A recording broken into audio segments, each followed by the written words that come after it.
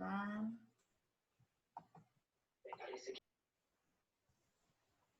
Muy bien. Buenos días a todos. Mi nombre es Leticia Pérez y seré la encargada de moderar la presente jornada. Les damos una cordial bienvenida a todos, agradecemos su participación en esta jornada, que marca el comienzo del segundo ciclo de conferencias organizadas por AEXIA, la Asociación del Estudio del Derecho de Seguros del Interior Argentino. Las mismas se doblarán en 2 reuniones mensuales en las cuales serán integradas, una por miembros de nuestra asociación y la otra, como la presente, de rango internacional. Especialmente quiero agradecerle al doctor Fabián Girolimetto, quien me ayuda en todos los detalles de estos ciclos para que salgan de la mejor manera posible. También agradecer a las autoridades de AEXIA, a nuestro presidente, el doctor Sebastián Cancio, y a todos los miembros de AEXIA en general. Les recordamos que la presente charla será grabada y luego la podrán compartir, la podrán ver en el canal de YouTube de AEXIA. Al cual invitamos que recorran, así como que se suscriban para poder ver todas las novedades del canal. También los invitamos a que participen en todas las redes sociales de AEXIA. Ahora sí, le vamos a dar una grata bienvenida, es un honor contar en esta jornada con el doctor Juan Manuel Díaz Granados Ortiz. Él es de Colombia, abogado, especialista en derechos de seguro y responsabilidad civil, profesor universitario, ha escrito múltiples libros y artículos, ha estado en infinidad de conferencias y hoy nos va a hablar del impacto del COVID-19 en los seguros de responsabilidad civil. Juan Manuel, la palabra es tuya. Muchas gracias. Gracias, Leticia. Buenos días a todos. Benito, ya buenas tardes. Ante todo, un agradecimiento a AEXIA por esta invitación y a Leticia. En esta oportunidad vamos a hablar un poco del COVID y su incidencia en los seguros de responsabilidad. Para esos efectos hemos preparado una presentación. Voy a compartir pantalla en este momento. Quiero que me confirmen si la ven, por favor. Perfecto, se ve, Juan. ¿Se ve completa? Sí. Ok, perfecto. Muy bien. La presentación que he preparado se divide en 5 partes. En primer lugar, una introducción de contexto. Luego, recordar rápidamente los elementos de la responsabilidad, haciendo énfasis en algunos aspectos que son relevantes en esta coyuntura. En tercer lugar, ya el análisis un poco más detallado de la responsabilidad civil en época de COVID en 3 grandes temas. La responsabilidad de los directores y administradores, en primer lugar. Luego, la responsabilidad de los empleadores, patronos, en relación con sus trabajadores. Y finalmente, la responsabilidad médica o clínica y hospitales. El cuarto punto tiene que ver ya cómo esa responsabilidad que veremos en el punto 3 tiene o no tiene cobertura en los productos de seguro de responsabilidad que operan en el mercado. Y finalmente, unas reflexiones finales. En el tema de la introducción, como todos ustedes saben, la Organización Mundial de la Salud declaró que el COVID es una pandemia. En el caso colombiano, el presidente declara el estado de emergencia económica, social y ecológica. De acuerdo con la Constitución, para que el presidente pueda hacer esa declaración, tienen que ocurrir hechos repentinos, imprevistos y de intensidad traumática. Para cosas que no son importantes, no son súbitas, no hay facultad del presidente para dictar o para declarar el estado de emergencia.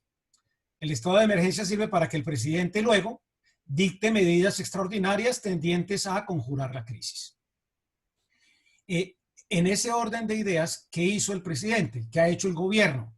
Se han emitido órdenes de autoridad en las cuales se ha obligado al confinamiento de las personas, de un lado, y de otro lado, órdenes para restringir actividades. Entonces, en transporte se restringe el transporte aéreo, el transporte terrestre, etcétera, etcétera, etcétera. Estas son órdenes de autoridad que son relevantes porque en materia de seguros hay pólizas que tienen una cobertura de orden de autoridad. Igualmente hay que destacar un hecho, y es que la Autoridad Sanitaria Colombiana, que es el Ministerio de Salud, ha emitido una serie de protocolos de bioseguridad. Hay un protocolo general de bioseguridad, que es esa resolución que ustedes ven en pantalla, que es la 666 de 2020. pero adicionalmente hay protocolos de bioseguridad para cada uno de los sectores. La semana pasada, por ejemplo, salió el protocolo de bioseguridad para los estudios jurídicos, las oficinas jurídicas, para dar un ejemplo. Y hay protocolos para cada uno de los sectores, los cuales son normas jurídicas de carácter obligatorio. ¿Qué impactos ha habido? Pues tenemos fallecimientos con distintas dimensiones dependiendo de cada país. La perspectiva del Banco Mundial que salió también esta semana, y es que esta sería la peor recesión desde la Segunda Guerra Mundial y la primera vez desde 1870 en que tantas economías experimentan una disminución del Producto Per cápita. El Banco Mundial en este informe dice que estima que el impacto a nivel de Producto Interno Bruto va a ser de menos 5.2 a nivel mundial, 7.2 a nivel latinoamericano y en Colombia 4.9. Colombia ha tenido solamente 2 oportunidades en que su Producto Interno Bruto ha sido negativo. Uno, a principios del siglo XX, la Guerra de los 1000 días, cuando estábamos en un conflicto enorme, a raíz del cual pues perdimos Panamá, porque mientras peleábamos nosotros, los gringos se llevaron a Panamá. Y la segunda vez que hubo un decrecimiento a nivel del Producto Interno Bruto fue en una crisis hipotecaria en el año de 1999 que fue muy complicada, razón por la cual estaríamos ante una situación muy compleja. Eso implica recesión, quiebras de empresas. Ya el gobierno estableció a través de normas especiales un esquema de fast track de procesos de reorganización empresarial, pérdida de empleos, etcétera. Cuando se presentan estas circunstancias, hay pérdidas, quiebras, etcétera, todo el mundo se hace la pregunta, bueno, ¿y quién pagará los daños? La tendencia de los humanos es buscar un responsable, buscar un culpable, a ver quién puede pagar la cuenta de lo acontecido. Vamos a ver si esto lo pagan los responsables, si hay responsables y eventualmente si hay aseguradores. Pasando al punto 2, los elementos de la responsabilidad. La estructura de la responsabilidad en general en los países de la región se basa en los elementos tradicionales del hecho generador o título de imputación, el daño y la relación de causalidad. A nivel de títulos de imputación hay responsabilidades que tienen una arquitectura basada en el comportamiento de la persona, en la conducta, es una responsabilidad subjetiva basada en la culpa. Aquella persona que incurre en negligencia será responsable y, como todos ustedes saben, desde tiempo atrás surgieron las responsabilidades objetivas basadas en situaciones de riesgo creado para la sociedad.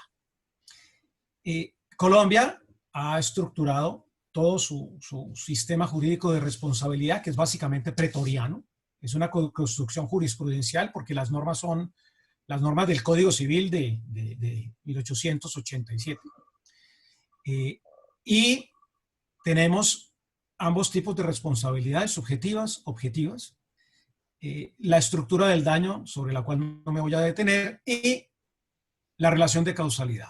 Tanto la jurisdicción civil como la jurisdicción administrativa han adoptado la teoría de la causalidad adecuada. En eso hay cierta unanimidad de que esa es la teoría aplicable para efectos de encontrar si hay o no hay responsabilidad.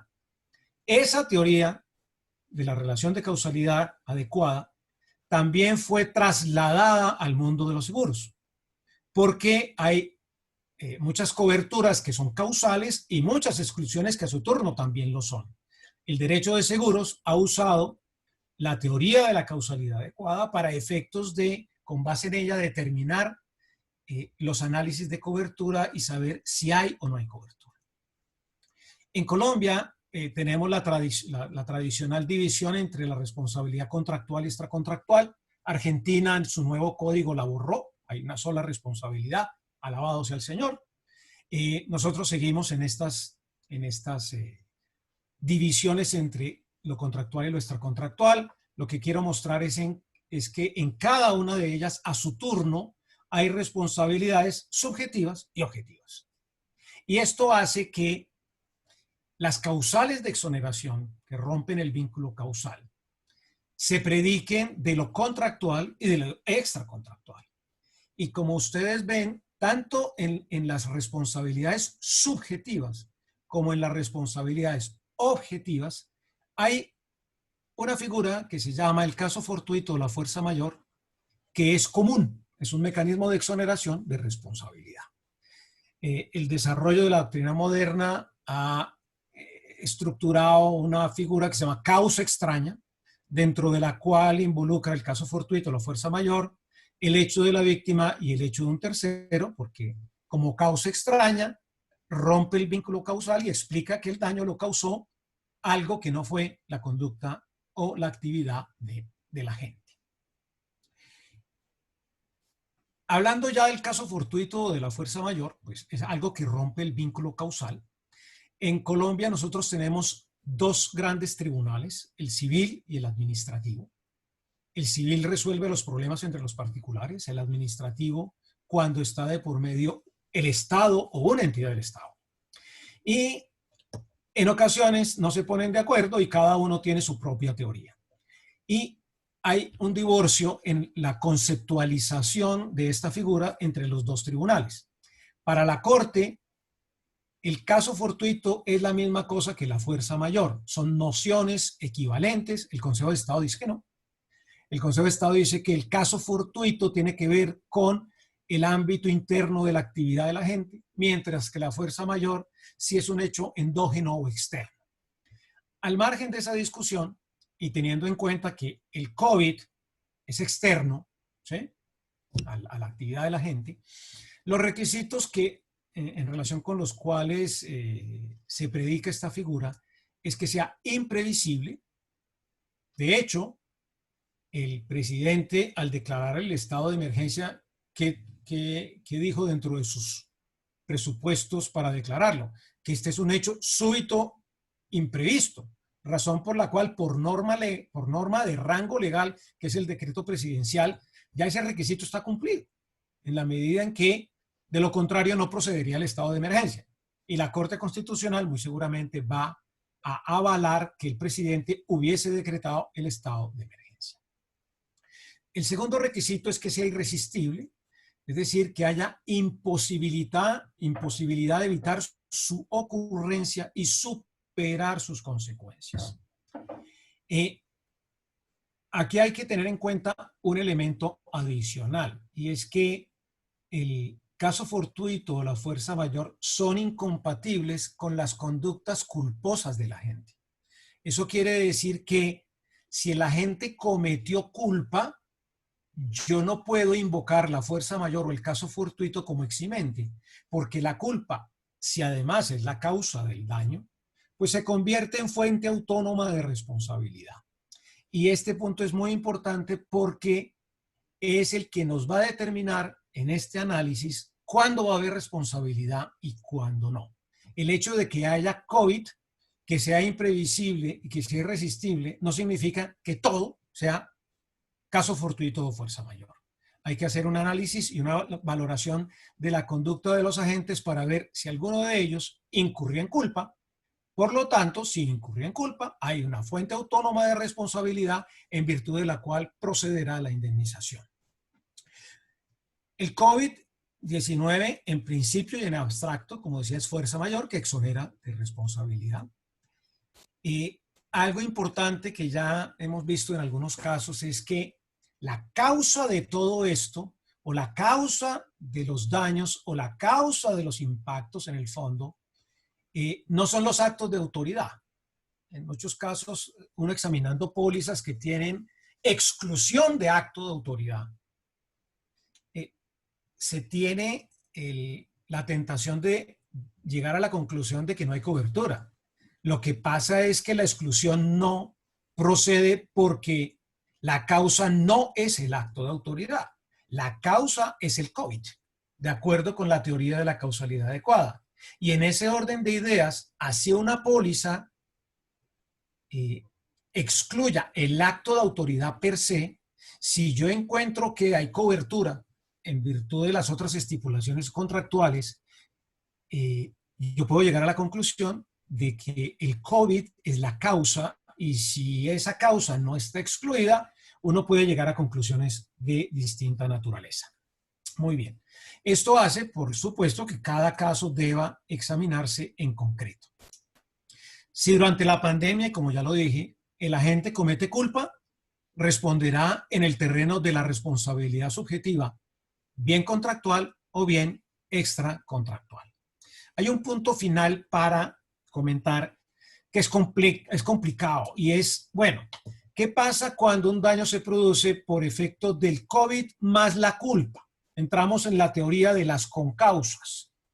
Tema complicadísimo que tiene diferentes efectos y a los cuales los jueces casi nunca lo tocan. Parece que lo evadieran porque es un tema jabonoso, escurridizo y difícil de sistematizar. Muy bien. Vamos a la parte 3. La responsabilidad frente a directores, empleadores, clínicas y hospitales. Empecemos con los administradores y directores de empresa. La responsabilidad de ellos es subjetiva. El director o el administrador es responsable de los daños causados siempre y cuando haya incurrido en negligencia. Esta no es una responsabilidad objetiva. Cuando yo estoy en una responsabilidad subjetiva, yo debo tener un parámetro de comparación, el arquetipo, el famoso arquetipo. Y en este caso, el parámetro de comparación, pues no es el buen padre de familia, eso ya pasó a la historia, yo tengo que tener parámetros de comparación ajustados a la realidad. En este caso sería la conducta de un administrador diligente. Y en esto debemos hacer la valoración de la conducta de los administradores en 2 etapas. La etapa pre-COVID, en primer lugar, y luego la etapa COVID y post-COVID. Hablemos de la primera etapa. Es usual que las empresas tengan planes de contingencia o de continuidad del negocio. Incluso para muchas empresas, esos planes de contingencia son obligatorios. Obedecen a una norma jurídica de carácter imperativo que obliga a las empresas a tener estos planes. Por ejemplo, los bancos, las aseguradoras, las empresas de comunicación, etcétera, etcétera. La pregunta es, ¿un administrador razonablemente debía haber previsto la pandemia en el mapa de riesgos y por lo tanto haber incluido este hecho en los planes de contingencia o de continuidad? En mi opinión, la respuesta es no. De hecho, es absolutamente imprevisible. Por ahí salió un meme y entonces, si eso es así, deberíamos ahora incluir en los planes de contingencia o continuidad del negocio que lleguen los marcianos o alguna otra cosa rara que pueda ocurrir y que nadie había pensado.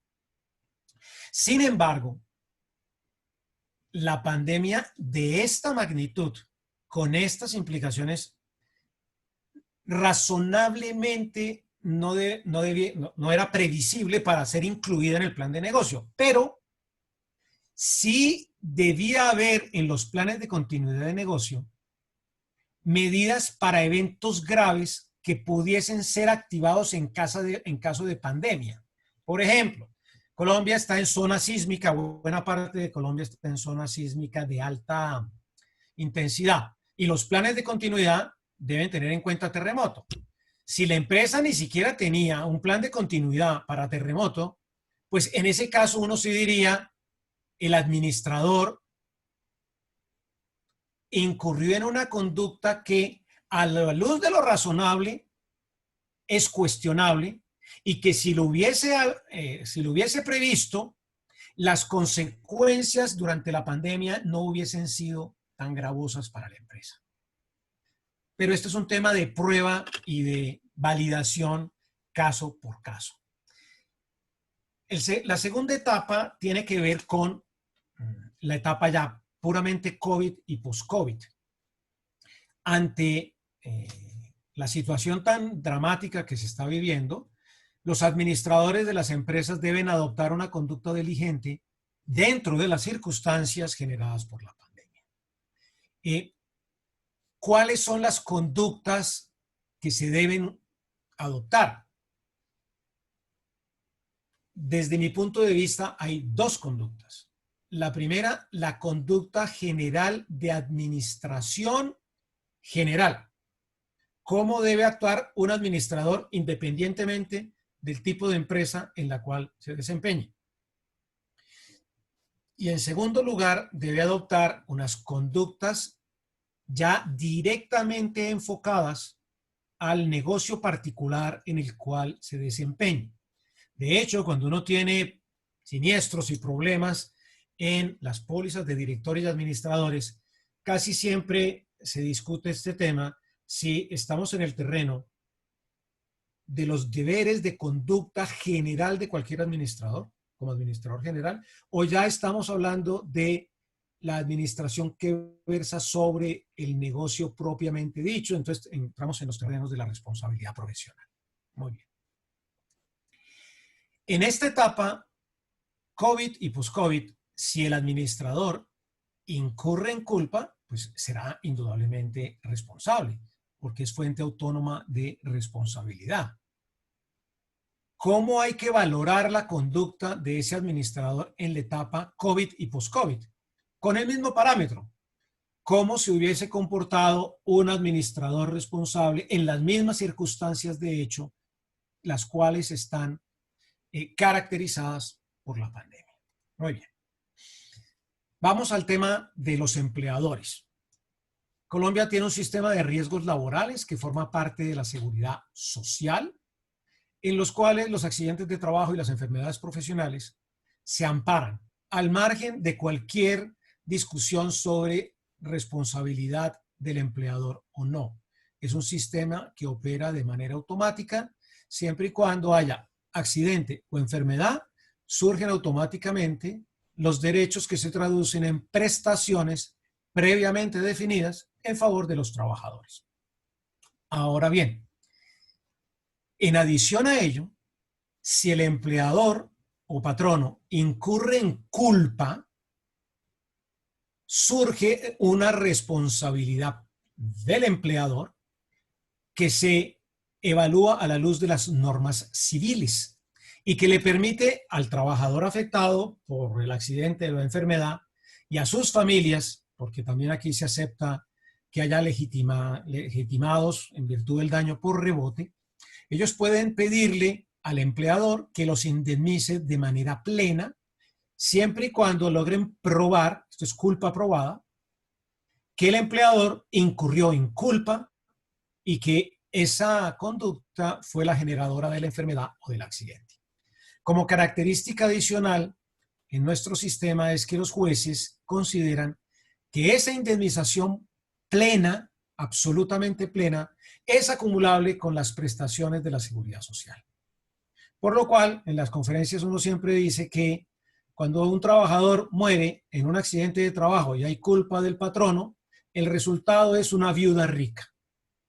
Porque la viuda queda sin el marido,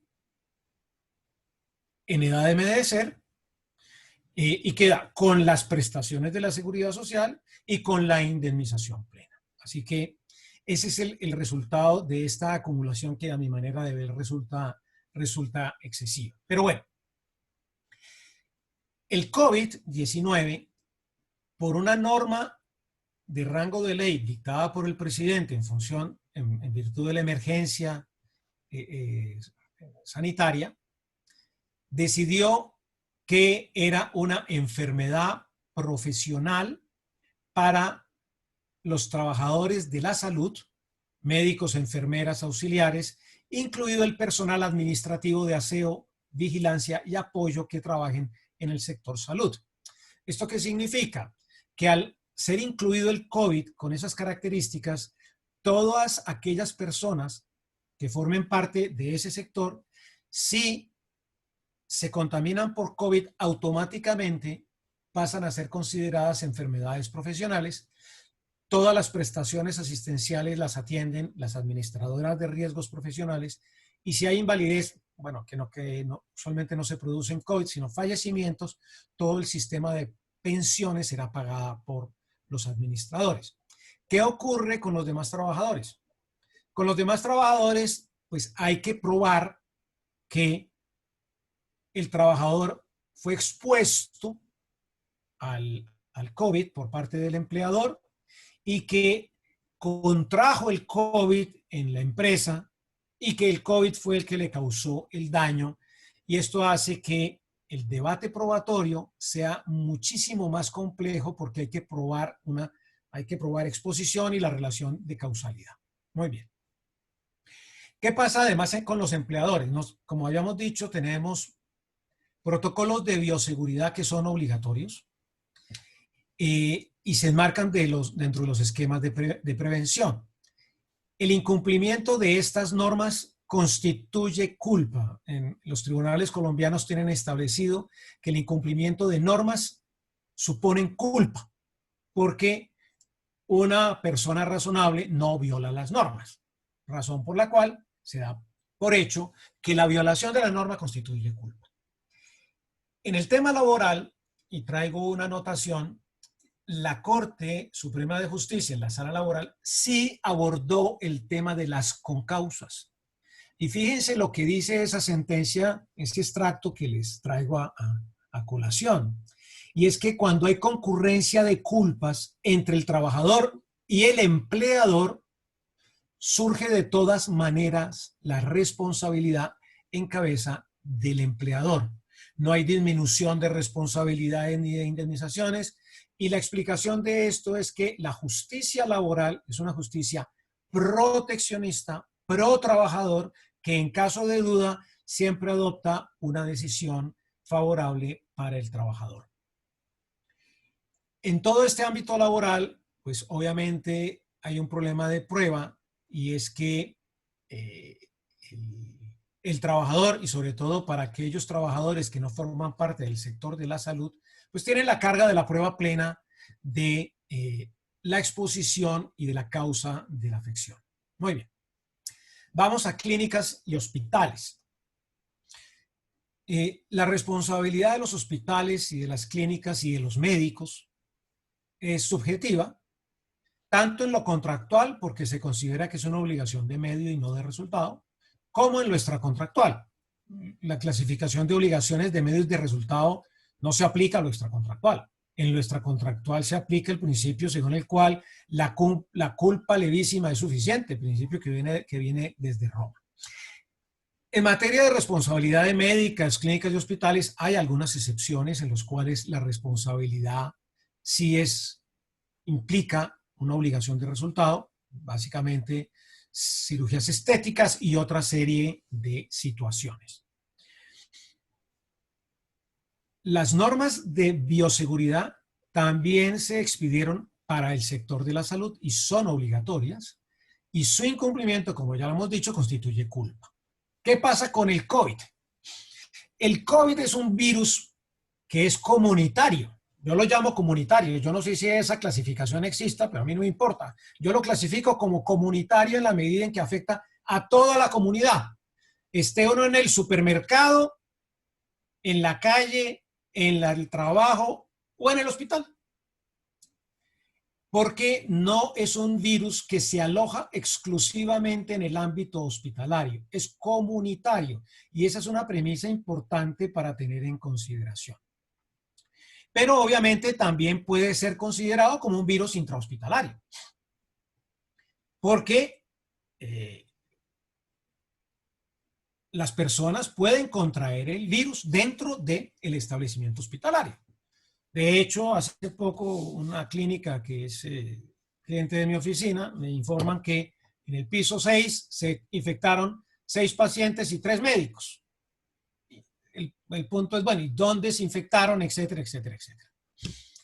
El paciente cuando ingresa al hospital puede ser portador del virus, asintomático o no asintomático.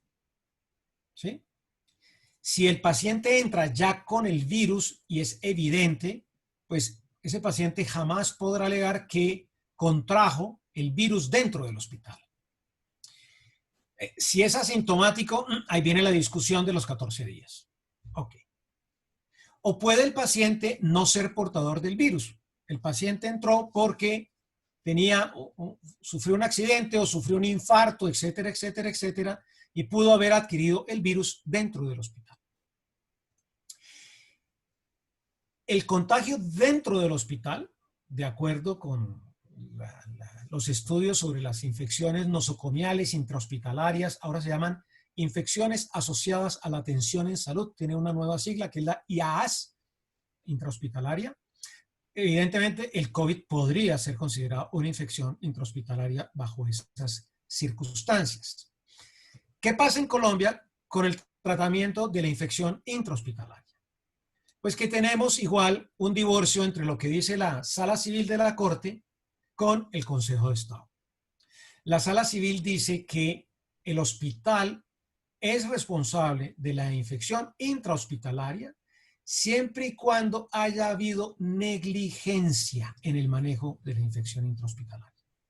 Eso quiere decir que si el hospital había adoptado todas las medidas de prevención para evitar la infección, ese comportamiento diligente enerva una posible responsabilidad.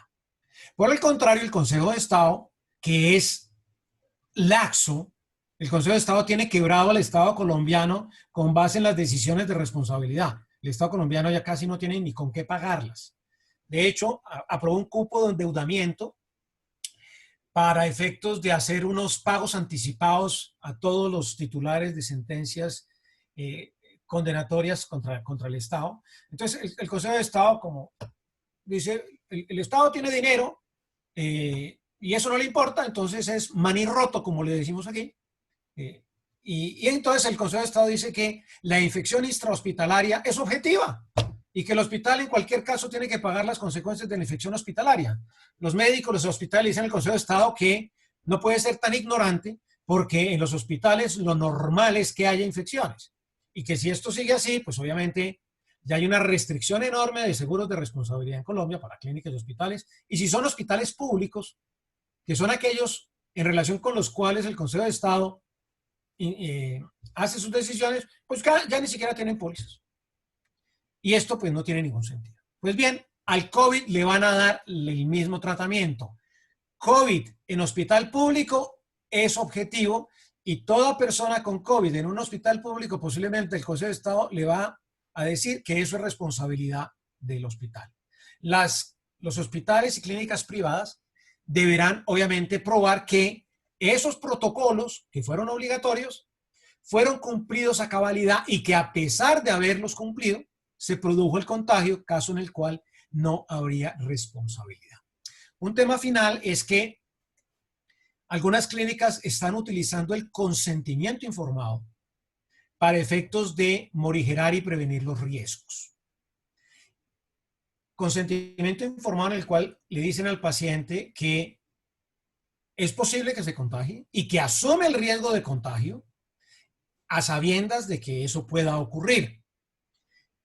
El consentimiento informado tiene por finalidad informar al paciente, decirle cuáles son los riesgos propios de las intervenciones en los hospitales para que él, sabiendo que son riesgos propios, si se producen, eso no genera responsabilidad, siempre y cuando no haya una violación a la ley ex artis, por supuesto. El consentimiento informado no es una patente de corso para que el médico incurra en la violación de todas las normas científicas sobre el diagnóstico del tratamiento de una enfermedad.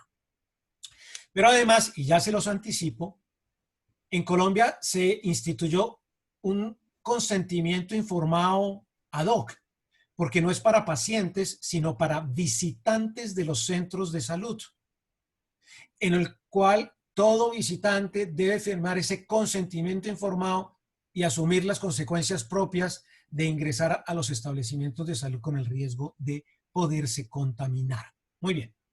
Que es muy interesante porque eso permitiría pensar que ese consentimiento informado, que no tiene que ver con el tratamiento médico directo a un paciente, sino con el simple hecho de visitar un establecimiento, la lógica diría, yo lo puedo extrapolar a restaurantes, a centros comerciales, a cualquier otro establecimiento para efectos de poder tener un control de futuras demandas de personas que, como ocurre siempre, cuando se presentan los problemas, surgen los litigios. Muy bien, nos quedan, Leticia, creo que 10 minutos, 15 minutos para la parte final, para hablar de los seguros.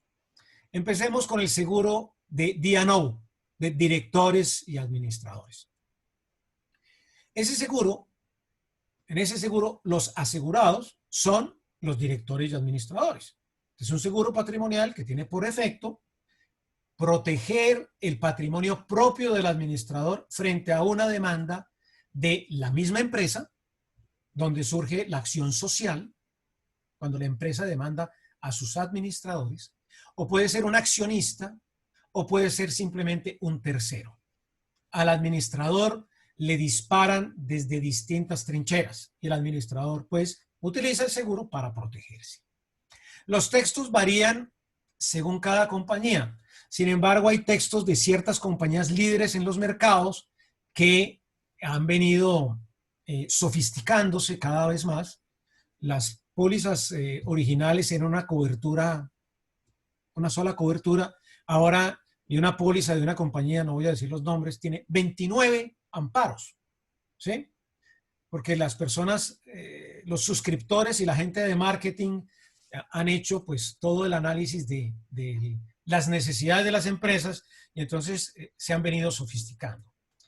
De hecho, en algunos mercados hay compañías que suscriben D&O y lo hacen con base en el clausulado de otra compañía del mercado. Es decir, toman como wording, como clausulado, el clausulado de las empresas líderes en el respectivo país. ¿Qué pasa en estos clausulados? Por regla general, no excluyen ni epidemias ni pandemias. Y uno dice, ¿por qué no lo hacen? Porque esto es una causa extraña y no genera responsabilidad. Razón por la cual pues, tampoco excluyen terremoto, porque el terremoto no genera responsabilidad en cabeza del administrador, porque eso es una causa extraña típica, ¿sí? Muy bien. Usualmente también excluyen daños físicos, porque los directores y administradores no toman martillos en su mano y van a dañar cosas. Esa no es la conducta de los administradores. Los administradores son gerentes que toman decisiones empresariales las cuales se pueden traducir en pérdidas, pero son pérdidas económicas, no daños físicos.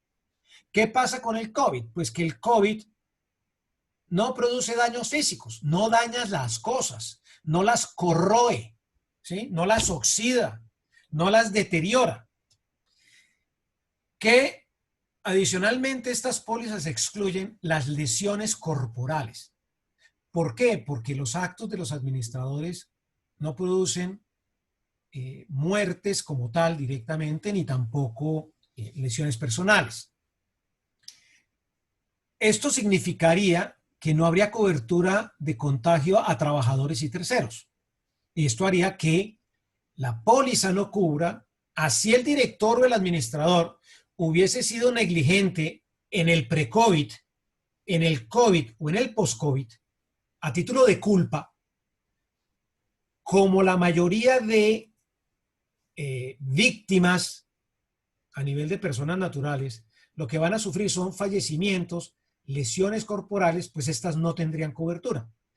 Toda la discusión se circunscribiría en las pérdidas de carácter puramente económicas que no tengan que ver ni con daño físico ni con lesión. Muy bien. Algunas pólizas y la mayoría de D&O otorgan coberturas de gastos de defensa. Y la cobertura de gastos de defensa es una cobertura extra amplia porque esta cobertura se da haya o no haya responsabilidad, incluido para cosas que están excluidas de cobertura. Entonces, así haya reclamos laborales, así haya reclamos por lesiones personales, esa cobertura de gasto es una cobertura tremendamente generosa, tremendamente amplia, que cubre al administrador que es demandado. Eso significa que va a haber una posible presión a todas las pólizas de directores y administradores si hay demandas de las familias o de los trabajadores fallecidos o visitantes en caso de incumplimiento de, uno, la etapa pre-COVID y dos, en la etapa post-COVID, los protocolos de seguridad. Y ese es un tema que hay que, por supuesto, tener en cuenta. La cobertura de pérdidas económicas, porque en el principio eran gastos de defensa, ya hablando de pérdida económica propiamente dicha, ¿esa cobertura de qué depende? Primero, de que haya una prueba de una conducta culposa, lo cual es muy complicado, ¿sí? Decirle al administrador, usted no fue diligente en la etapa de la prepandemia o en la pospandemia, y también depende de lo que diga la cobertura específica de la póliza. Como cada póliza es distinta, habrá que evaluar en cada uno de los amparos cuál es el alcance que tiene para llegar a la conclusión de si hay o no hay cobertura. Lo importante es delimitar cuál es la potencialidad a nivel de responsabilidad. Conducta culposa del administrador en la etapa pre-COVID por estas circunstancias, o conducta negligente en la etapa COVID y post-COVID por estas circunstancias. Y luego eso, trasladarlo a la póliza para ver si tiene la respectiva cobertura. Muy bien. Vamos ahora al seguro de responsabilidad del empleador. Aquí vamos a hablar del seguro de responsabilidad general, extracontractual que toman las empresas, en el cual la cobertura básica es PLO, predios, labores y operaciones. Esa póliza, con esa cobertura básica, tiene la posibilidad de contar con un amparo adicional que se determina el amparo patronal. Y ese amparo patronal usualmente cubre la responsabilidad del empleador, esa que es adicional a lo que cubre el sistema de riesgos de la seguridad social, de riesgos laborales, para caso de accidente de trabajo. No cubre, por lo general, la responsabilidad profesional. Sin embargo, hay pólizas, y en la revisión que hice de los wording, de los clausulados en Colombia, la mayoría de pólizas cubren solo accidentes de trabajo, pero hay algunas que sí también cubren la responsabilidad profesional.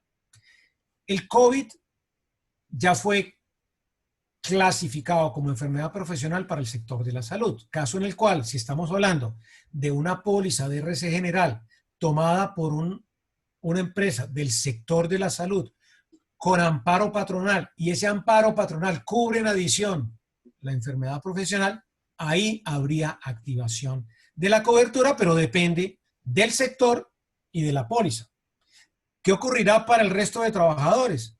Pues el trabajador tendrá que probar, con base en la relación de causalidad, la exposición y la causa del contagio, lo cual yo no veo fácil. Vamos finalmente al seguro de responsabilidad de los hospitales. Estas pólizas antes eran contractuales o extracontractuales y eran una pesadilla porque un acto médico, una prestación de servicio de salud en una clínica o un hospital puede dar lugar a responsabilidades contractuales y extracontractuales de manera simultánea. El sector asegurador evolucionó y hoy en día estas coberturas son coberturas de responsabilidad, sin hablar de contractual o extracontractual. Cubren la responsabilidad por la prestación de servicios de salud. Esa es su cobertura básica. Algunas compañías estructuran este producto con coberturas adicionales. Por ejemplo, le cubren PLO, o le pueden cubrir RC por alimentos descompuestos o cualquier otra cantidad de coberturas adicionales. Muy bien. Estas pólizas no excluyen virus, epidemias y pandemias por regla general. Pero ya vi nuevas versiones de pólizas. Hay una compañía que maneja intensamente esto y ya tiene colgada en su página web y registrada en la superintendencia su nuevo wording en el cual excluye de este tipo de pólizas epidemia, pandemia, coronavirus y cualquier mutación o variación del mismo. Esa es la cláusula tipo que están utilizando. Creo que van a incluir los zombies próximamente los reaseguradores. Bueno, ¿qué están haciendo algunos hospitales? Incluyen el COVID como riesgo en el consentimiento informado, como una medida profiláctica frente a las demandas de pacientes que se contagien en el centro hospitalario. Y el ministerio, como les dije, adoptó un formato de consentimiento informado para visitantes de los hospitales. Repito, es un tema un poco atípico porque el consentimiento informado es para el paciente en relación con un examen diagnóstico o con una intervención, pero no con simplemente el ingresar a un recinto. Esto es un poco atípico, pero de hecho es una norma del Ministerio de Salud que, repito, es muy interesante y que esto lo deberían utilizar todos los demás establecimientos. Hay un consentimiento informado para entrar al restaurante o para entrar al centro comercial. No sé si los restaurantes y los centros comerciales se han dado cuenta de esto. Unas reflexiones finales ya para terminar, y es que, en mi opinión, el impacto del COVID en los seguros de RC es, en principio, marginal. Aquí yo no veo casos graves, catastróficos en los cuales haya una severidad enorme, o una frecuencia muy grande, yo no lo evidencio en este momento. La dimensión de la crisis es enorme, indudablemente, y esto va a producir procesos de insolvencia, y todo esto va a estimular la litigiosidad, indudablemente. Vamos a tener frecuencia de reclamos en pólizas por gastos de defensa, ahí va a haber frecuencia. Y dado que todo va a estar basado en la responsabilidad subjetiva, el debate probatorio va a ser muy complejo, indudablemente. Las nuevas versiones de productos van a excluir de manera absoluta el COVID. Esto va a pasar como el riesgo del año 2000, ¿se acuerdan? En el año 2000 los reaseguradores dijeron que el mundo se iba a acabar porque los computadores posiblemente no iban a poder operar por que se cambiaba la numeración y en consecuencia la exclusión en el año 2000 se generalizó en todas las pólizas. Ya estamos viendo, hay compañías que están renovando sus programas de seguros a mitad de año, no a final de año, sino a mitad de año, y la tendencia general del mercado de reaseguros es la introducción de exclusiones de carácter absoluto para COVID y sus derivaciones. La enseñanza es que los seguros están para cubrir aquello que está previsto en las coberturas y debemos estar preparados para efectos de, independientemente de lo que ocurra, validar con criterios objetivos, razonables y serios si algo está cubierto o no está cubierto. Con esto termino mi charla reiterando los agradecimientos a Leticia y a Etzia. Bueno, muchísimas gracias a vos, Juan Manuel, la verdad que excelente la disertación. Acá te estaríamos aplaudiendo, pero bueno, son las dificultades de Zoom y las ventajas es que podemos tenerte desde Colombia en vivo en este momento. La verdad, muy interesante. Bueno, ya ahí en el chat te están felicitando, muy interesante todo lo que nos has contado, con una claridad absoluta. Yo tengo algunas consultas para hacerte, pero primero le quería dar la palabra al doctor Gustavo Bosco, que hoy levantó la mano mientras vos hablabas, a ver si él quiere hacer algún comentario. Gustavo, ¿podés habilitarte el micrófono y hacer el comentario que querías? Bueno, estimado profesor, muchísimas gracias por la presentación, realmente un lujo. Pero yo quería irme a la consideración del tema como una situación de caso fortuito o fuerza mayor en función de algunos antecedentes. La pandemia no es una cuestión novedosa para la humanidad. De hecho, además de la famosa mal llamada gripe española, hemos sufrido la gripe asiática, la gripe de Hong Kong y otros elementos. A punto tal, esto es así, que esta preocupación y por los efectos que la pandemia va a tener, no solamente los que está teniendo, sino los que económicamente nos va a hacer sufrir a todos los habitantes de la población, empecé a indagar un poco y noté en primer lugar que aparentemente el universo de personas que estarían afectadas serían aproximadamente unas 3.300 millones de personas, con pérdida de puestos de trabajo, etcétera.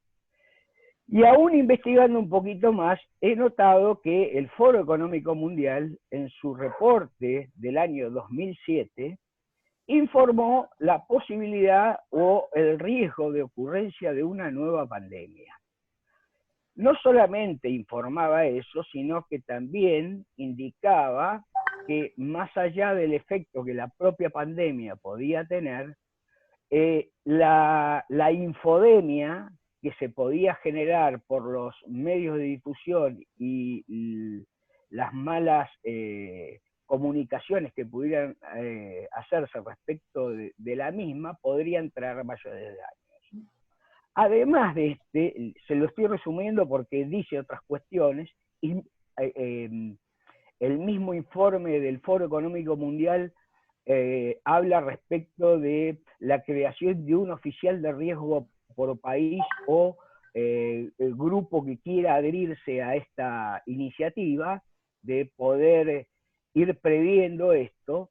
Pero además de este informe, está el informe que hacen los Chief Risk Officers del mismo año, en el 2007, donde, pero con una exactitud casi del 100%, indican que la próxima pandemia va a ser en Asia, que va a tratarse de un virus respiratorio, etcétera, etcétera.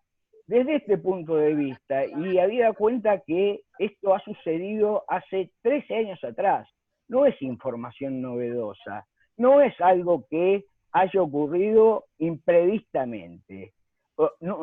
Y yo no sé hasta qué punto se lo puede catalogar de irresistible cuando se ha tenido tantos años para, por lo menos, realizar algún ejercicio de mitigación del daño. Así como usted hablaba bien de los administradores de riesgo respecto de la amplitud de sus programas, yo también me hago la consulta, pero no ya respecto de los administradores de riesgo, me hago la consulta respecto de las grandes corporaciones, de los gobiernos y de todo el sistema, en función sobre todo que nosotros como sociedad civil tenemos la obligación del deber de prevenir daños.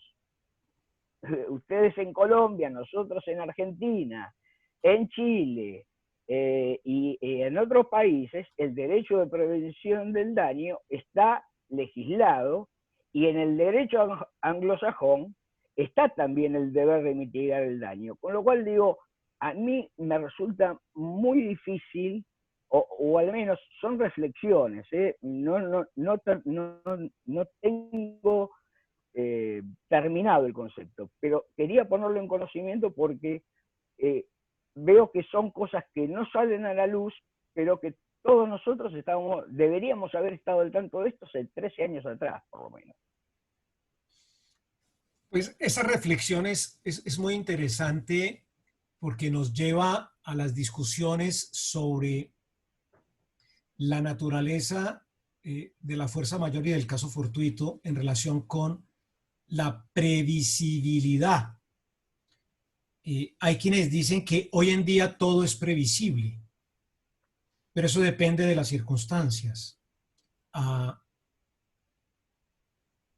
De hecho, apareció en las noticias que en el año pasado se discutía dentro del futuro de la humanidad la posible aparición de un virus que se transmitiera del animal al humano y luego del humano al humano, que eventualmente eso podía pasar, ¿sí? Como pueden pasar, pues, muchísimas cosas. Lo que ocurre es que a nivel del mundo del derecho, el tratamiento de la previsibilidad o imprevisibilidad tiene un alcance un poco distinto porque es en función del sujeto o incluso del país.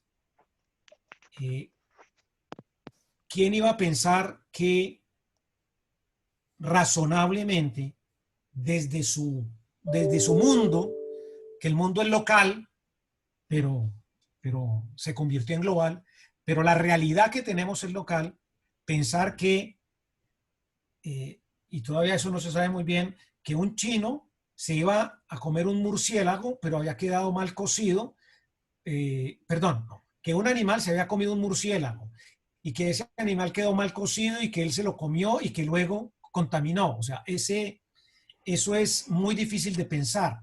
Pero lo cierto es que hoy en día, entendiendo la discusión sobre el nivel de previsibilidad, el derecho no tiene un test de exigencia tan alto porque si no, no habría caso fortuito o fuerza mayor porque todo sería previsible.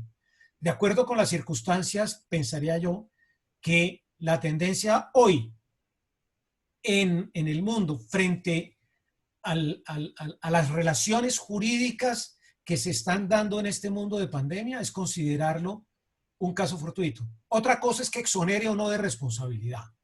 Eso es otra cuestión, dependiendo si es una obligación dineraria o no es una obligación dineraria. La obligación dineraria, el caso fortuito de la fuerza mayor, pues no exoneran. El deudor de una suma de dinero tiene que pagar al margen de cualquier otra circunstancia.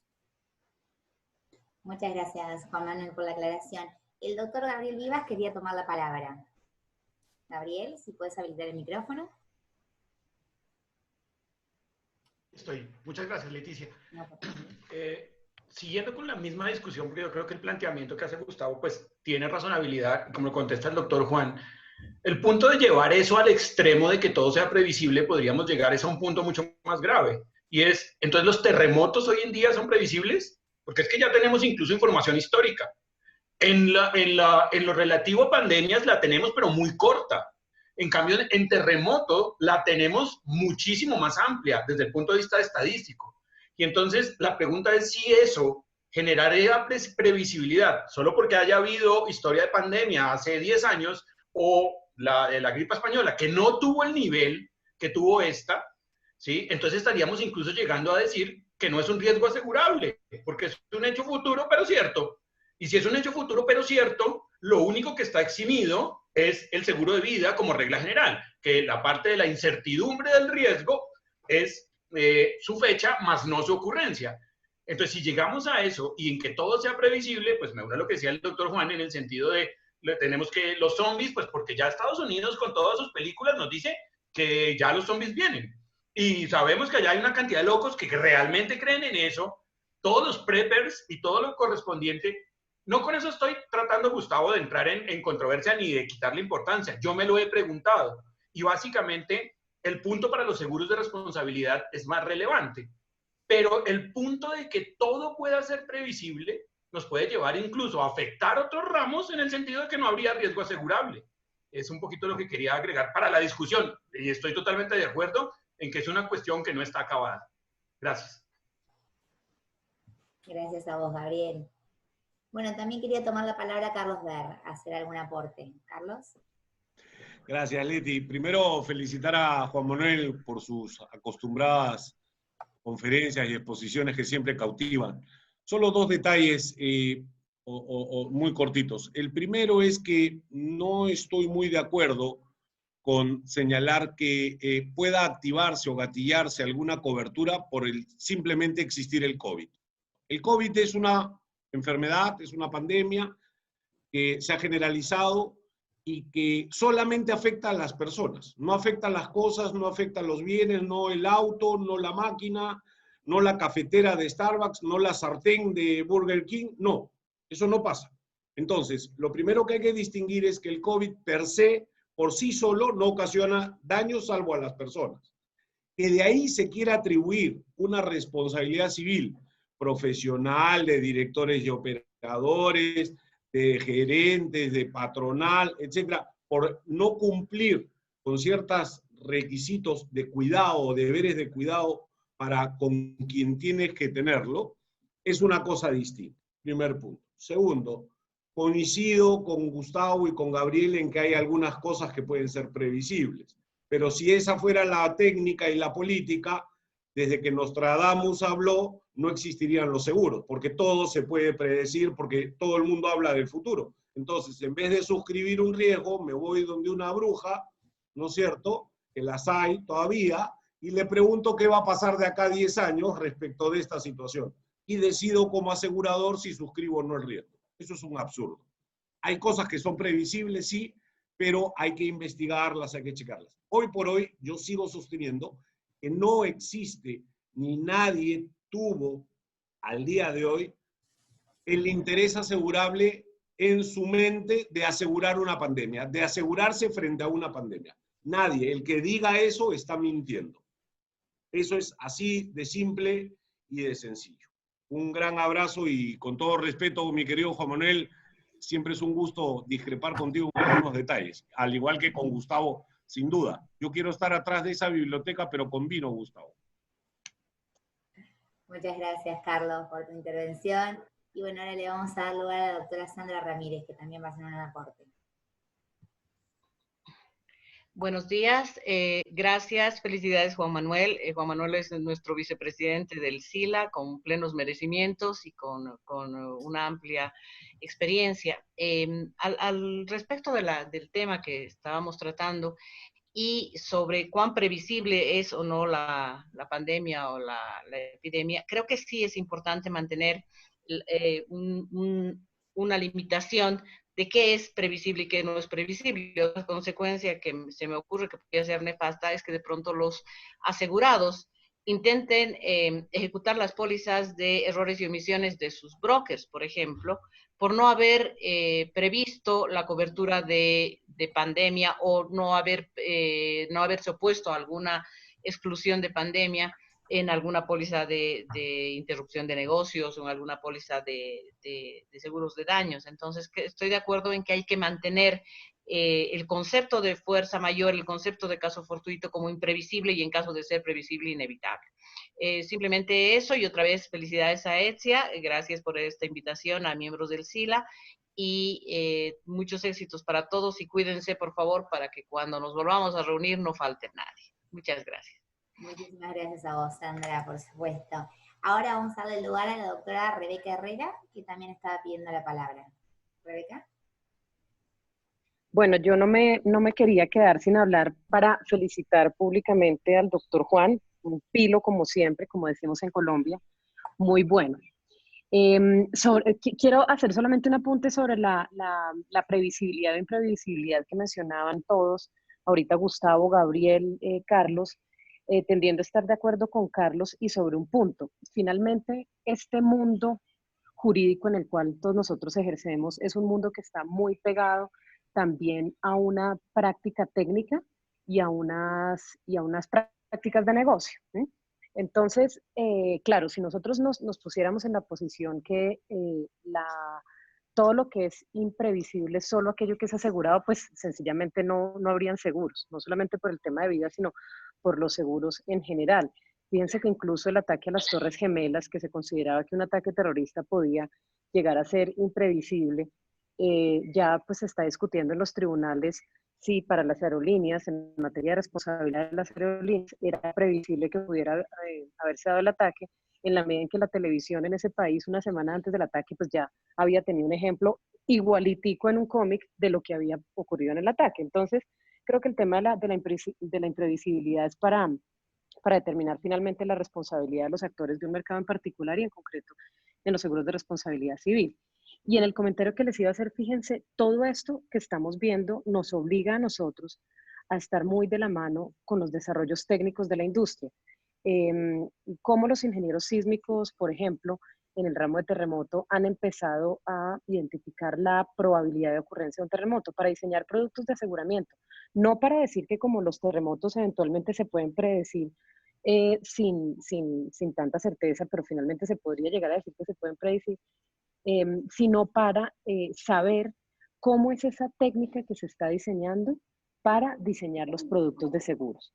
Entonces, lo mismo va a pasar acá. Las pandemias finalmente se van a volver un campo del estudio mucho más riguroso y mucho más amplio de los humanos, y por ende a nosotros los abogados nos toca más o menos entender qué está ocurriendo ahí para saber cómo dirimir estas controversias y cómo dar el soporte a la hora que se empiecen a diseñar los productos que empiecen a dar cobertura en estos ámbitos. Ese era el comentario que quería hacer, y gracias a todos por organizar estos espacios. Gracias a vos, Rebeca, por participar. Doctor Ramírez, ya le doy la palabra. Primero se la cedo al doctor Marcio Malfatti, que me la había pedido con anterioridad, y ya sigo con usted. Gracias, Leti. Don Manuel, siempre un gusto oírte. Muchas gracias por compartir con nosotros todo que sabe. Carlos, se necesita una bruja, le puedo dar el teléfono de mi suegra. Don Gabriel, don Manuel, ¿qué me parece con ese tema de fuerza mayor? Es que inevitable es un problema, como ha dicho, de cada situación, porque la ciudad de Bogotá, la ciudad de San Pablo, con el clima que tiene, todo año tenía una gripa nueva, pero no es así como esa. Todo año tem SARS, COVID, o nombre que quieren. Para nosotros tener eso es una tontería, todos lo entienden. Pero nunca tuvimos con esta intensidad de contaminación, de utilización de hospitales, de eso y de aquello. Gustavo dice, estaba escrito en las informaciones. ¿Quién antes de los chinos informaren que estaban, sabe la Dios cuánto tiempo, había ingresado en los sitios de OMS y los sitios de informaciones de SARS? ¿Verdad que tenía unas películas ahí, contaminación perfecta? Ahora, ¿cuál es el problema de resistibilidad? Es el problema de falta de nuestros hospitales, de nuestras UTIs, de nuestros esos. Entonces, yo creo que sí, tenemos pandemia todos los años, de 1900 y pico, creo que hay uno o dos en el mundo que ha visto la gripe española y está hoy vivo también. Una señora que salió en las redes con 108 años. Ni a gripe española, ni COVID ha matado. Ella y la reina de Inglaterra. Entonces, estas no van a morir nunca. Pero lo que tú vas a decir es, esta previsibilidad y esa inevitabilidad terá que ser vista en cada una de las situaciones prácticas, porque es muy difícil decir si había o no había este o aquel requerimiento para se decir que es culpa grave. Gustavo, no estoy contestando, estoy te invitando para un nuevo tinto. Abrazos a todos, mucho obrigado. Gracias, Marcio, un placer. Bueno, doctor Sergio Ramírez, ahora la palabra es suya.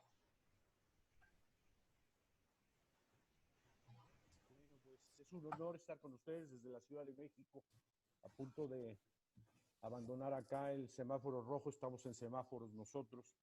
A partir del lunes entra el semáforo verde, a pesar de que las contaminaciones y las muertes han ido para arriba. Pero bueno, el gobierno da una opinión. Pero ya estamos en eso. Juan Manuel, un gran felicitación. La verdad, es interesantísimo tener esta visión panamericana.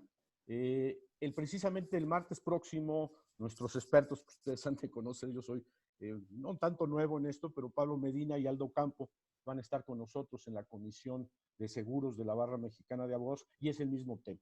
Exactamente, creo que esto les va a enriquecer mucho. No sé si estén, pero le comentaré que establezcan contacto con Leticia, porque este es el tema del próximo martes. Doctor, dos preguntas muy concretas.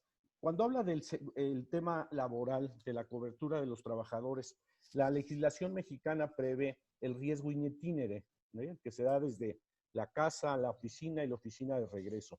¿Podría esto alegarse en algún momento? Ya sé que es difícil de probar, pero si ustedes se suben al metro mexicano con todos estos conglomeraciones y todo, podría ser una idea para plantear el seguro de responsabilidad del patrón, este tema de riesgo in itinere. Y de una vez le hago la segunda muy concretita.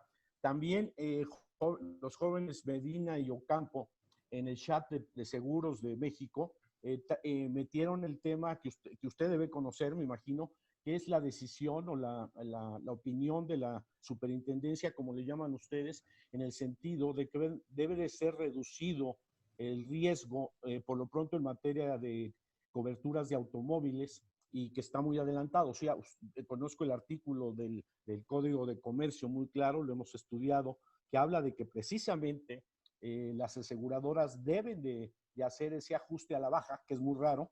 En México no hay claro un artículo tan seguro, pero ¿cómo sería la implementación o cómo está haciendo la implementación en el país, en su país, doctor, de Colombia? En España ya hay varias asociaciones que ya se están juntando precisamente para pedir una deducción, una X cantidad para este caso. Y otra vez, felicidades y gracias por aceptarme. Es un honor estar con ustedes. Gracias. Leticia, ¿procedo a contestar o vas a darle la palabra a alguien más? No, si querés contestarle y ya después vamos finalizando, si están de acuerdo. Ok. Hola, Sergio. Gracias, Juan Manuel. Ya por mi edad te hablo de tú. Gracias. Bueno, los dos temas. Sí. En Colombia, el accidente in itinere solamente tiene cobertura si el transporte lo suministra el empleador. ¿Sí? Obviamente, ese es un tema circunscrito al accidente, no a la enfermedad. No tenemos precedentes en relación con enfermedades adquiridas durante el transporte no suministrado por el empleador.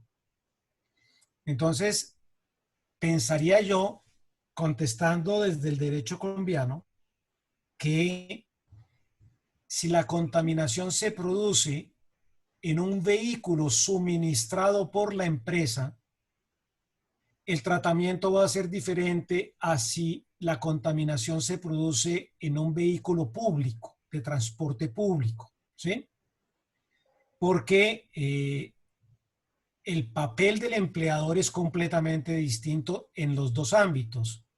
Hay que recordar que el sistema de cobertura de riesgos del trabajo obedece básicamente a la protección del trabajador por aquellos riesgos generados por el empleador. Si es el empleador el que suministra el transporte, el test de valoración va a ser distinto a si es el trabajador motu propio que escoge o ir en bicicleta, o ir a pie, o ir en patineta, como está de moda ahora en todas las ciudades, o ir en el transporte público, o ir en un vehículo con un amigo que lo contaminó, porque puede haber muchísimas circunstancias. Razón por la cual habría que primero que distinguir esas dos situaciones y luego entrar al problema probatorio, que es el más complicado. ¿Cómo detectar el contagio? Los médicos no saben cómo se produce realmente el contagio, en qué momento, han estimado un periodo de latencia de 14 días, pero hay reincidencias. Este es un asunto que está todavía muy incierto y que en los próximos meses va a haber elementos de juicio desde el punto de vista científico para reforzar el manejo de los casos, porque habrá que hacerlo caso por caso. En relación con lo segundo, ese es un tema, pues, bien interesante, la reducción de riesgo y la consecuente reducción de PRIM. Nosotros, Colombia, tenemos un artículo en el Código de Comercio que aplica a los contratos de seguro. Artículo que es del año de 1971. Y que en la historia del seguro en Colombia no había tenido una aplicación real.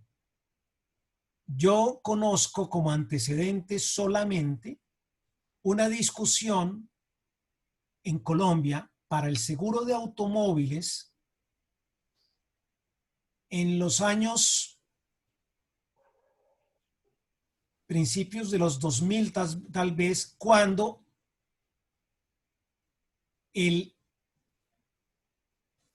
el precio de los vehículos usados cayó enormemente porque el dólar también cayó enormemente. El seguro de autos tiene ciertas variables que van sincrónicas con el dólar. Pues resulta que cuando uno compraba un vehículo en Colombia nuevo, ese vehículo costaba 100 y luego en el mercado costaba muchísimo menos. La regla de indemnización es que los seguros cubren el valor real de la cosa y el valor real se determina en función de su valor en el mercado. Porque el mercado es sabio y la ley de oferta y la demanda es el que establece el valor real de las cosas en el mercado. Nosotros no tenemos, como en ciertas repúblicas bolivarianas, un supervisor de precios oficial que le pone precio a todo, ¿sí? Sálvanos, Señor, de esos peligros. Bueno, entonces el problema que se presentaba es que la gente decía, yo quiero que me paguen el valor facial de la póliza, que son 100 y no 60. El tema llegó a la superintendencia financiera a través de muchas quejas y recuerdo que la superintendencia financiera decía que lo que debía hacer el asegurado es, detectada la situación, proceder a solicitar la reducción de la suma asegurada y por lo tanto la devolución a prorrata de la diferencia de prima, ¿sí? Pero en ese momento la superintendencia entendió que esto era por iniciativa del asegurado, punto 1, y punto 2, pro futuro. ¿Qué pasa con la pandemia? La pandemia produce frenesí colectivo y presión sobre los gobiernos. Los gobiernos tienen que mostrarse ser los líderes y los defensores de la comunidad en la pandemia. Y por supuesto le dieron orden a la superintendencia de que hiciera algo en relación con los seguros. Y la superintendencia emite una norma que es diferente al precedente que le menciono. Porque dice, debe ser iniciativa de la compañía, punto 1, y punto 2, no es pro futuro. Es desde que el riesgo se redujo. Es decir, marzo 2020. Esto, desde mi óptica, obedece a la magnitud del evento. No ha habido en el país ningún evento de esta naturaleza que hubiese producido el aletargamiento de la vida en la comunidad. Porque no solamente es el confinamiento, sino la restricción de actividades. Se restringió la oferta, se restringió la demanda, se restringió la movilidad, absolutamente todo. ¿Eso indudablemente afecta el riesgo? Claro que afecta el riesgo como nada en el pasado lo había hecho. Entonces, tal vez frente a esa situación de extrema anormalidad, pues la disposición de la superintendencia obedece a esas características, porque indudablemente sí hubo una disminución del riesgo. El punto es cómo cuantificarla. ¿Y qué hizo la superintendencia en relación con la aplicación práctica? Primer seguro. El seguro es el seguro obligatorio de accidentes de tránsito, que deben tomar todos los vehículos. Es un seguro de accidentes, no es un seguro de responsabilidad. ¿Hay disminución en relación con el riesgo? Sí, claro, porque los vehículos no pudieron circular. El gobierno estuvo debatiendo enormemente el tema y había que adoptar una solución que fuese presentable ante la sociedad, pero que fuese aplicable. Porque aquí también hay que pensar en lo práctico. La medida debe ser aplicable, no puede ser un enunciado abstracto que no tenga su concreción en la realidad. Pólizas del SOAT se expiden millones. Imagínense ustedes una compañía tratando de devolverle un pedazo de dinero a cada uno de los asegurados que no saben ni dónde están. Eso es absolutamente impagable. Además, hay otro elemento. El SOAT tiene sobre sí una serie de impuestos o cargas que van a nutrir el sistema de salud. Entonces las aseguradoras dijeron, si yo tengo que devolver la prima con la porción que ya le trasladé al Estado, el Estado me tiene que devolver la plata. Y el Estado dijo, no, porque es precisamente plata para el sistema de salud. Solución. Las compañías de seguros van a tener que devolver parte de la prima al sistema de salud toda. Punto. ¿Por qué? Porque así lo dijo la norma. No se la van a devolver al asegurado, porque eso es absolutamente imposible de aplicar, ¿sí? Ni tampoco van a extender coberturas adicionales. Te voy a dar un mes más. Imposible. ¿Dónde voy a encontrar al asegurado para entregarle la póliza? Las pólizas se venden en miles de puntos en toda la geografía nacional. Entonces la solución que para mí es, desde el punto de vista práctico, la mejor es: las aseguradoras van a tener que devolver una plata, pero esa devolución no es al asegurado, sino es al sistema de salud, que va a ser el beneficiario. Y esto se va a definir con base en cifras técnicas por parte del Ministerio de Hacienda, lo cual requerirá de actuarios y de que haya una evaluación lógica de la exposición y del resultado sinestral. ¿Qué está mostrando la siniestralidad? Sí, claro, bajó la siniestralidad. Pero bueno, habrá que ver cuál es el cuánto.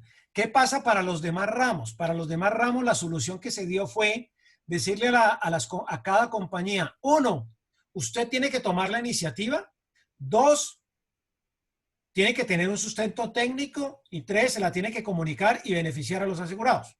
Eso dependerá de cada ramo.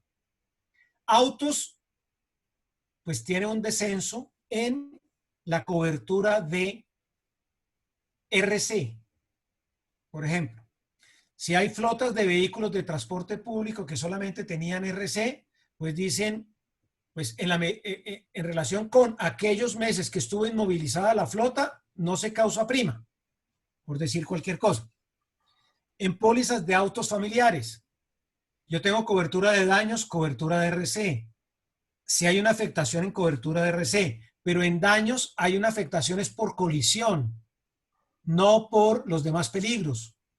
Además, había posibilidad de cierta circulación, entonces la reducción por colisión no es al 100%, sino debe ser ponderada.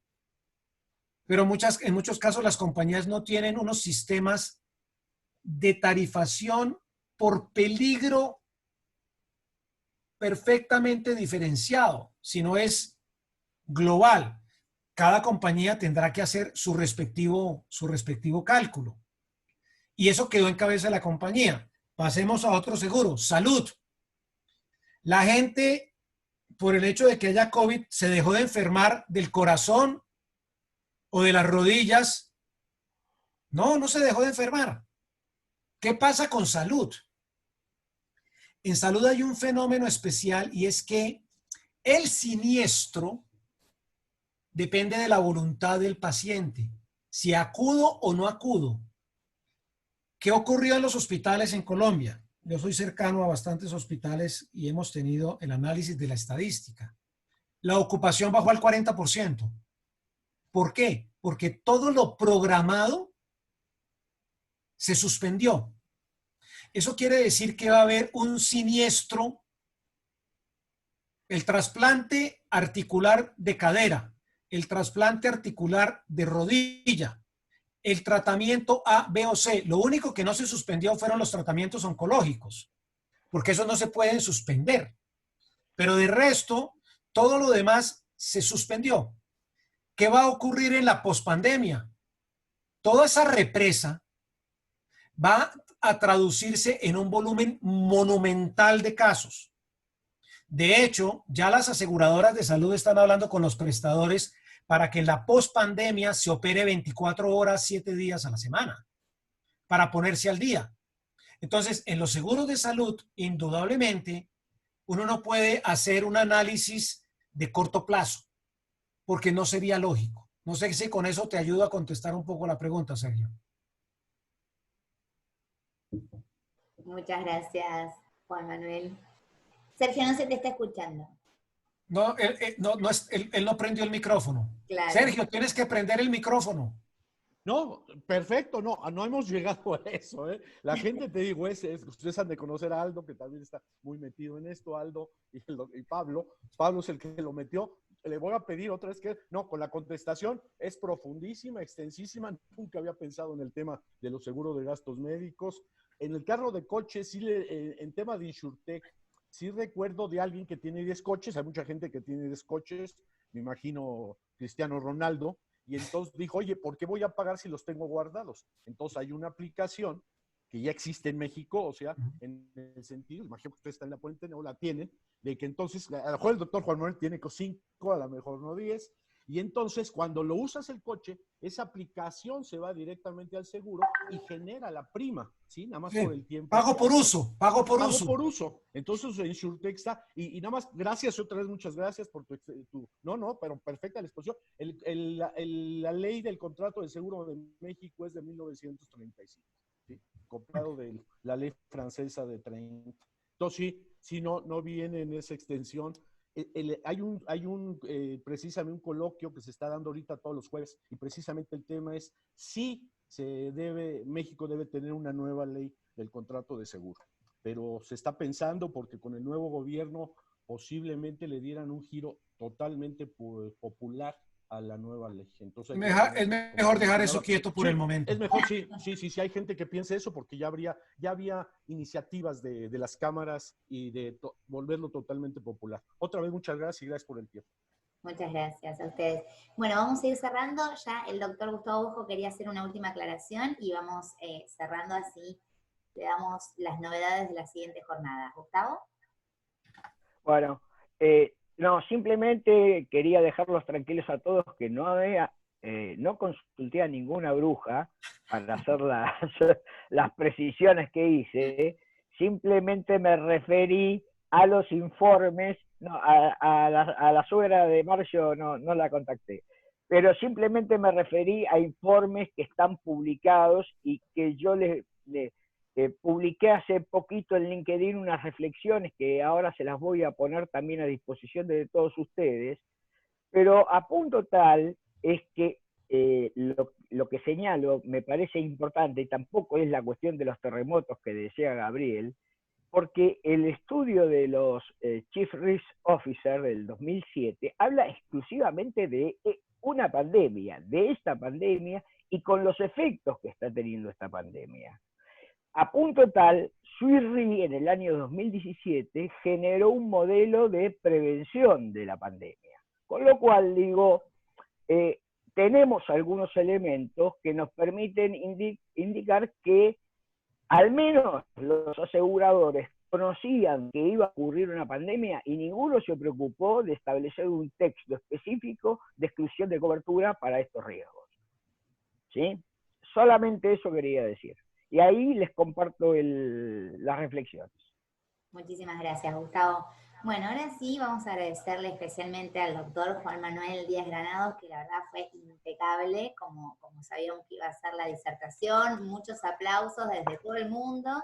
Queremos agradecerle a todos los participantes. Tenemos gente de Bolivia, de Uruguay, de Perú, de Colombia, de México, Brasil, Argentina, España.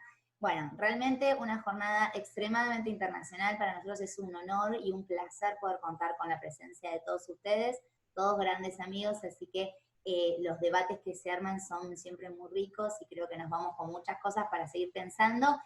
Juan Manuel, la disertación fue tan impecable que podríamos seguir toda la tarde debatiendo, pero cuando arrancamos sé que algunos habían dicho que no habían almorzado, así que vamos a seguir dándole el corte como para que puedan seguir con el sábado.